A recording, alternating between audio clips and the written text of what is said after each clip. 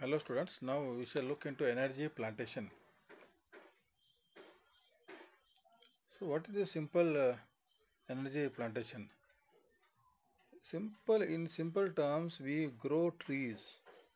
We grow lot of trees in different batches so that you can cut the tree, okay, and then use it for your energy resource. Suppose I have got a big field, some 120 acres. So in 10 acres each, I will be growing these plants. Okay, so January I'll cut 10 acres. Then next February I'll cut. Then March I'll cut. But when I'm cutting, we are also planting those trees so that again they will grow. And these are very fast growing trees. Maybe 3 to 5 years they grow very fast so that you can cut. Okay, like for example, you take sugar cane. We grow sugar cane. So 1 year you will get the sugar cane. You cut. Then again you grow.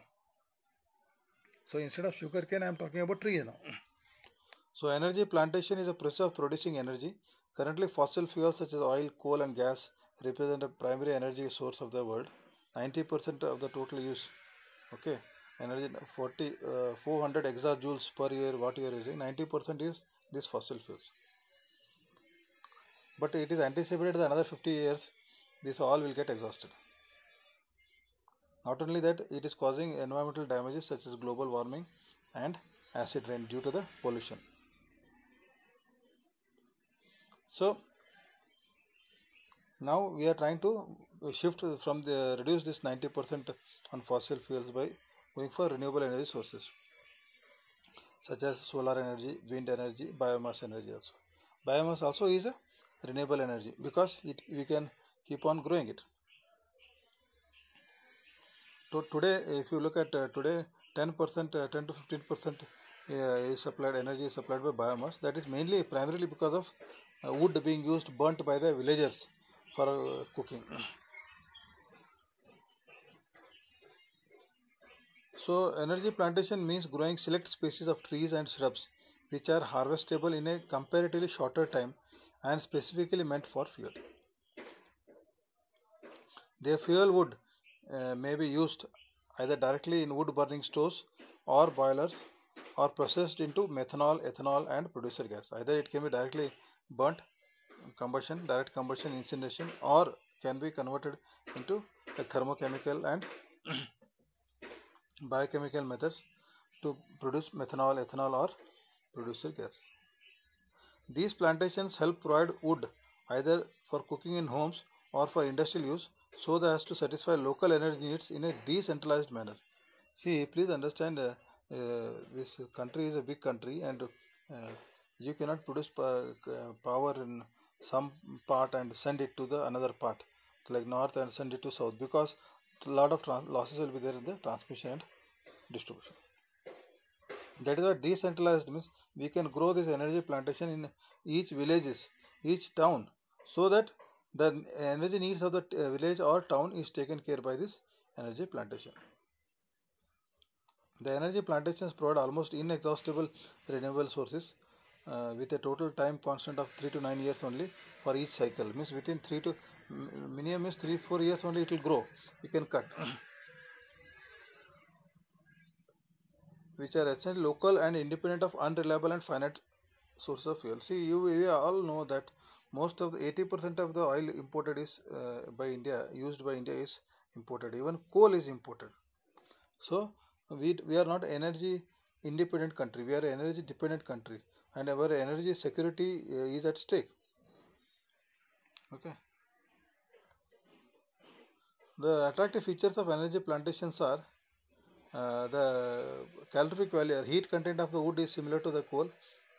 Wood is low in sulfur and not likely to pollute the atmosphere because sulfur leads to sulfur dioxide. This coal has got a lot of sulfur. And the ash, when we burn the wood, it is used as a fertilizer. And this trees utilization of erosion prone land for raising this plantation helps in reducing wind and water erosion, thereby minimize hazards from flood, siltation and loss of nitrogen and minerals from soil. Like now the road expansion is going on in this coastal region from Mangalore to Goa. You can see a lot of hills are being cut to make roads. So there is erosion of soil. To avoid that soil erosion, we can plant the trees, which will avoid the erosion by water, wind, and moreover it can give local employment to the villagers for growing these trees. It is estimated that a hectare of hectare, I think, is 2.45 acres uh, of energy plantation is estimated to provide employment for at least 7 persons regularly.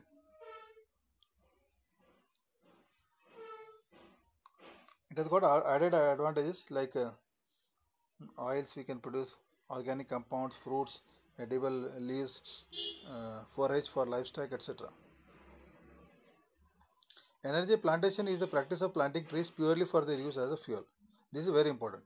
Energy plantation is the practice of planting trees purely for their use as fuel, and they are fast growing trees.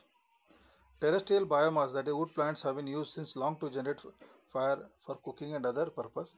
In the recent years, to meet the demands of energy, plantation of energy plants have been re-emphasized. It is well known fact that trees have been intensively cut in Gangetic plains and the coastal belts, leaving the area totally denuded.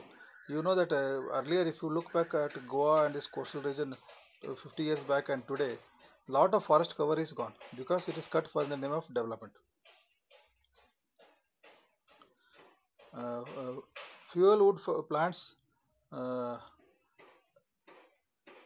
can be useful so that more people can cook on the using this fuel wood, or they will be forced to use the animal dung or agriculture residue. So in villages, if you go to villages, people use the agriculture, whatever residues are there, husk, leftovers, they will use, or else they will use wood or cow dung cakes they will make. India is the biggest wood fuel wood producing country in the world, but the per capita fuel wood production is very low.